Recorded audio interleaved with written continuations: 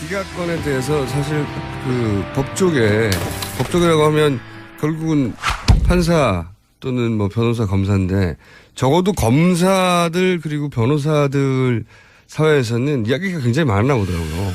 그때 저도 끝나고 나서 이제 그날은 사실 아침에 네. 막 나와서 기각됐다는 거 보고 주요한 사료를 못 봤으니까 아, 정말 기각할 사유가 있었나라고 해서 말도 제대로 못 했잖아요. 솔직히 너무 충격받은 상황이었고 저도. 정보가 너무 제한적이었죠. 네. 근데 그 기각 사유 같은 것들 특히 뭐 주거 환경이나 이런 부분들은 정말 잘 안 나오는 거거든요. 주거 환경이 뭡니까? 주거 그때 환경이. 이제 기각했던 이후에 피의자의 주거 환경 등 생활 환경을 고려해 봤을 때는 구속 사유가 없다라고 그 했는데 문장도 되게 애매모호해요. 그러니까 그것도 잘 거의 안 쓰는 표현인데 쓰다고 네. 하더라도 그러면은 정말 이 집이 굉장히 부유하신 분들은 그 환경에서 살아야 되기 때문에 구속을 할 수 없다는 뜻인지. 아니 그리고 구속된 분들 중에 생활이 어려운 분이 어디 있습니까 지금. 그러니까. 대부분은 높은 지위에 있는 분들이에요. 게다가 또 그 부분을 또 처음에 공보판사가 발표할 때는 그 부분을 싹 뺐었어요. 뺐죠. 그러다 그거 나중에 더 큰 집어넣은 문제예요. 것도 이상하고 그다음에 이제 변호사들이 많이 지적했던 부분은 그거죠. 그 사안 하나하나만 놓고 날짜 같은 걸 놓고 보면 앞뒤가 안 맞아 보이는 부분이 있다. 분명히 약점은 있다. 다른 것보다도 이재용 부회장이 독대를 했었던 시점이 합병 이후이기 때문에 이런 문제가 있다라고 했는데 오늘 노승일 부장 얘기를 할 거거든요. 노승일 부장의 증언도 그렇고 그 전부터 삼성 쪽하고 계속해서 접촉이 있었던 것들이 많이 나와요. 아니 그러니까 이해 부회장은 중요한 순간에 등장한 거고요. 그러니까. 그 이전에 다 준비가 돼 있었잖아요. 그러니까 이게 어떻게. 법조 변호사들도 이걸 좀 받아들이기 어렵다는 여론이 많았어요. 그래서 이제 왈가왈부가 되게 만드는 것 자체가 어떻게 보면 좀 부적절했다라는 생각이 드는 거죠. 그래서 저는 이제 그 전화를 좀 받지 않으셨겠나. 어디서 누가 전화를 했는지 안 했는지는 모르겠으나 전화를 누군가는 하고자 했을 욕구가 굉장히 강했겠죠. 법원이 이례적으로 이제 조희연 판사에 대해서도 그렇고 그 뒤에 성창호 그 뒤에 영장이 나왔지만 네. 판사들에 대해서 이런 비난이 있었으면 좋지 않다라는 뭐 성명까지 냈죠. 근데 그 전에 법원이 그러면 왜 사람들로 하여금 오해하게 만드냐고요. 이게 오해가 아니죠. 그러니까 이 건만이 아니라 그 전에 판결들 보면 네. 받아들이기 어려운 판결들이 쭉 있어 왔잖아요. 그런 것들이 나오니까 이것도 못 믿겠다 이렇게 되는 거거든요. 법원이 우리나라하고 상관없이 이 시대하고 상관없이 하늘에서 뚝 떨어진 게 아니에요. 이게 법원도 역시 우리 그 국민들이 판결을 위임한 것이지 하늘에서 뚝 떨어진 분들 아닙니다. 그러니까 사법권의 독립이라고 하는 게 이게 국가 권력기관으로부터의 독립이지. 맞습니다. 국민으로부터의 독립이 아닌데 맞아요. 거꾸로 보는 거예요. 법원이 가끔 보면 말씀하신 것처럼 우리는 저쪽 무라고는 달라. 그리고 많은 사람들의 생각과 다른 어떤 얘기를 할 때 그 많은 사람들이 틀렸다라고 얘기를 하니까 그걸 어떻게 받아들여요? 그럴 때. 권력으로부터의 독립을 말하는 거죠. 그렇죠. 지금 이 시대나 국민으로부터의 독립을 말하는 게 아니에요. 진짜로. 그러니까 신문 방송도 좀. 근데 권력으로부터는 좋겠어요. 독립을 못하는 경우가 많았잖아요. 그래서 지금. 그러게요. 그 부분은 문자에 저도 아예 바꿨으면 좋겠어요. 제도적으로 계산을 해야 돼요, 사실은. 문자 이런 문자가 왔어요. 뭐라고요? 두 분은 더맨 더머 같군요. 이런 문자 좋아요. 야, 오늘 주제가 뭔가요? 누가 더 뭐 할래요? 아니, 더맨 더머 둘 다 하신 거예요. 왜 두 분이 더맨 더머인데 왜 둘 다 나보고. 저는 엔드. 그럼 난 이중인격자. 오늘 주제가 노승일. 네, 노승일 어제 이제 K스포츠 부장이었죠. 여러 가지 폭로를 했죠. K스포츠 부장이기 이전에 최순실 씨 밑에서 사단법인을 만들었던 일도 했다가 한 번 팽을 당했고 그러나서 독일에서 가서 또 페이퍼 컴퍼니 같은 거 설립하는 일을 맡았다가 또 거기서 잘렸고. 이분이 특히 이제 독일에서 삼성과 주고받는 거래를 그렇죠. 가까이 어제 지켜본 분이죠. 폭로를 했죠. 가까이 지켜본 정도가 아니라 독일에 갔었던 이유가 우리가 호텔 봤던 거 뭐 그 호텔도 그렇고 숙소도 그렇고 준비 작업도 했지만 어제 나온 얘기 중에 주목할 만한 부분은 25일 이전에 삼성과 계약을 해야 되니까 빨리 독일 쪽에서 회사를 설립을 해라. 그런데 독일에서 정상적으로 설립하려면 설립 절차가 너무 오래 걸리니까 페이퍼 컴퍼니를 알아봐라. 그래서 그걸 알아봤다는 거고 그걸 알아본 뒤에 이재용 부회장의 독대가 있었고 그리고 나서 독대 이후에 계약이 됐다. 이거는 페이퍼 컴퍼니 만드는 건요. 합병도 되기 전이에요. 그러니까 이 시점 자체가 아까 계속해서 말씀드렸던 합병과의 연관관계를 이걸로도 입증할 수 있다라는 그런 진술을 어제 한 거고. 판사님이 판사라고 하죠. 그냥 직책이니까.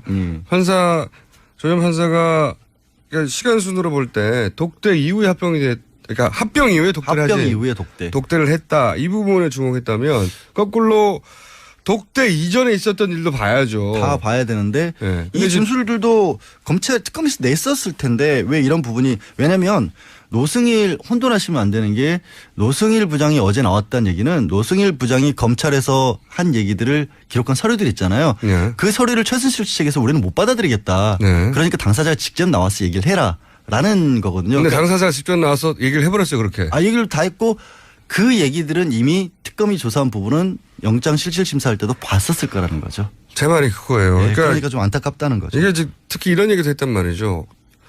거꾸로 삼성이 더 적극적이었다고. 그렇죠. 그 삼성이 부분은 적극적이었다고. 지금 그 더 적극적이었던 부분들은 특검에서 보강 수사를 하기 위해서 이제 황성수 삼성 쪽의 인물 승마협회 부회장 맡았던 사람도 소환 조사를 한 이유가 그런 부분이고 더 삼성이 이 최근까지 최순실 씨 같은 경우는 이 문제가 되고 나서 삼성에서 지원을 끊으니까 왜 끊냐고 난리를 치면서까지 계속해서 삼성을 물고 넘어졌고 삼성도 적극적으로 응했던 정황이 나오면 그 관계가 오래됐다라는 게 여러 부분에서 드러나는 거죠. 그리고 이제 피해자라는 거 아닙니까? 지금 기각한 걸 보면 삼성이. 예. 예.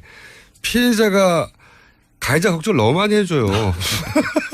피해자가 예를 들어서 그 딸 SNS 하지 말라고 라든가 거기 직원 중에 말 조심 시키라라든가 이거는 언론 보도가 나올 것 같으니까 이런 부분은 어떻게 막아야 한다라고 지침도 알려주고 이게 피해자가 가해자를 너무 걱정해줘. 이건 스톡홀름 신드롬. 왜 똑같이 이러니까 더맨더맨 소리를 듣는 거예요. 제가 지난주 다 얘기한 걸 들으셨구나. 제 방송도 아닌데 왜 들어요? 근데 스톡홀름 신드롬도 그걸로도 해명이 안 되는 게 이게 보통 이제 이거는 그 인질과 오랜 시간 같이 그러니까 시간을 지내다 보면 동화가 돼서 그렇죠. 인질범이 인질과 같은 오랜 시간 있어야 되거든요. 오랜 시간 있었다는 얘기잖아요. 지금 나오는 얘기가. 아니 그러니까 그러면 삼성 이재용 부회장과 최순실 씨 혹은 박근혜 대통령과 오랜 시간 이렇게 아직 중간에 역할을 했던 사람들이 오랜 시간 있었죠. 그분들이 따로따로는 바빠서. 어제 그 얘기도 했고. 상식적으로 몇백억을 그냥 주는 세상에 그런 건 없어요. 돈이 너무 많으니까. 그 돈이 많은데 왜 하필 그 사람한테만 그냥 줍니까? 말이 안 되죠. 대통령도 콕 집어서 중소기업 몇 군데만 중소기업 지원책을 해줬잖아요. 몇 군데가 아니라 최순실 회사만. 그러니까 최순실 관련 그러니까 최순실 있고 또 김영재 산부인과란다 성형외과 관련된 데도 있었으니까. 어제 하여튼 노 부장이 그 얘기를 했고 또 다른 부분이 롯데의 실시복 원을 돌려주는 것과 관련된 얘기도 했어요. 네. 이것도 고영태 씨 관련해서 70억 원을 빨리 돌려줘야 되는 게 큰일이 났다. 이 롯데가. 그런데 무서운 일이 벌어졌기 때문에 돌려줘야 한다는 얘기는 수사 기밀을 다 알고 있었다는 거잖아요. 당시 롯데에 전격적인 압수수색이 있었다. 이 부분을 못 막을 것 같으니까 70억 원 받은 거 탈날 것 같으니까 빨리 돌려줘라는 얘기를 했다. 그 부분이 하나가 나왔고 또 안종범 전 수석이 처음에 검찰 수사를 받을 때 이런 부분에 대해서는 좀 말을 돌려서 해라. 뭐 모른다고 해라. 대응책 같은 것도 알려주다. 이런 것들이 한 세 가지 정도가 주요 발언인데 이게 공교롭게 뒤에 두 개는 또 우병우 전 수석이랑 또 연관을 지을 수밖에 없는 그런 문제가 생겨요. 그렇긴 한데 우병우 전 수석 수사가 제일 어렵대잖아요. 제일 아껴두고 있죠. 특검에서.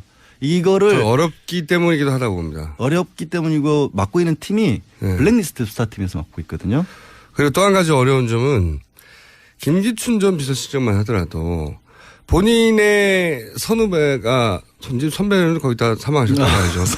후배들이 지금 현재 바로 검찰에 근무하기에는 너무 나이가 많거든요. 그렇죠. 현직 떠난 지도 오래되셨고. 근데 우병우 민정수석은 본인이 민정수석으로 있는 동안 아주 공고하게 구축했다고 평가받고 있는 우병우 라인이 검찰에 살아남아 있다고 봐야 하는데 현직으로 살아남아 있는 검찰의 고위 간부들이 있을 텐데 그러면 우병우를 수사하다 보면 이 인지수사돼서 어떻게 하다 보면 걸릴 수도 있는 사안이라 이 지금 특검에 와 있는 분들이 결국 거기서 출장 나온 분들이거든요.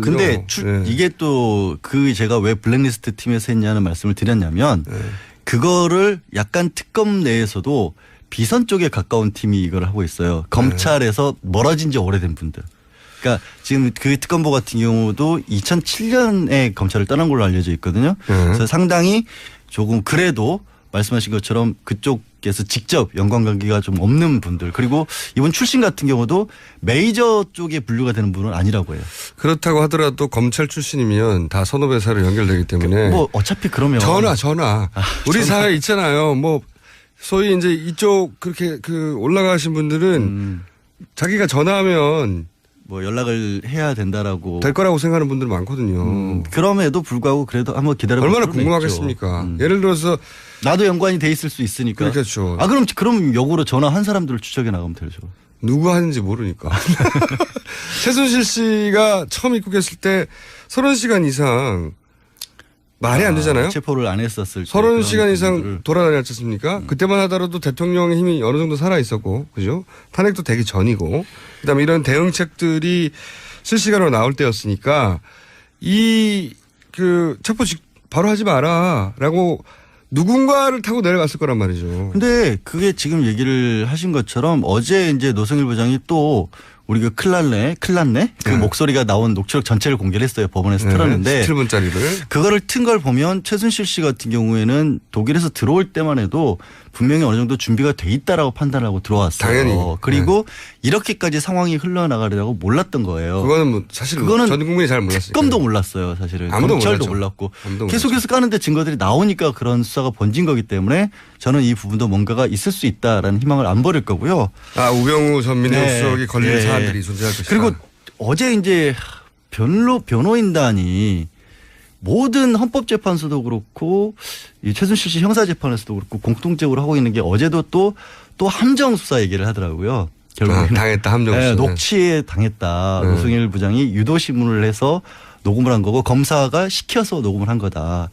그리고 그것을 또 믿는 분들이 또 생기고 계시더라고요. 마치 태블릿 PC처럼 그러니까요. 조작된 거다. 그러니까 진짜 믿을 만한 것이어서가 아니라 뭐라도 지푸라기라도 잡고 싶은 분들에게 던져주는 거죠. 자꾸. 근데 소재를. 반대로 생각하면 그렇게 증거 능력 자체를 다투는 것 외에는 별로 다툴 수 있는 게 없기 때문이기도 해요. 어제 녹취에서 중요한 부분이 태블릿 PC 같은 경우도 최순실 씨가 이렇게 얘기를 하거든요. 블루케이 사무실에 있는데 그거를 가져다가 지금 이렇게 저렇게 한 것 같다. 네. 근데 JTBC 보도에서 블루케이 사무실에서 가져간 거라는 얘기를 안 했거든요. 네. 자기가 알고 있었다는 거 어디 있는지. 그러니까요. 그것도 누가 드러난 알려줬고. 거예요. 네. 그리고 함정 수사라고 하는 거는 계속해서 얘기하지만 수사기관이 할 때는 함정 수사지 노승일 부장이 한 건 함정 수사가 아니거든요.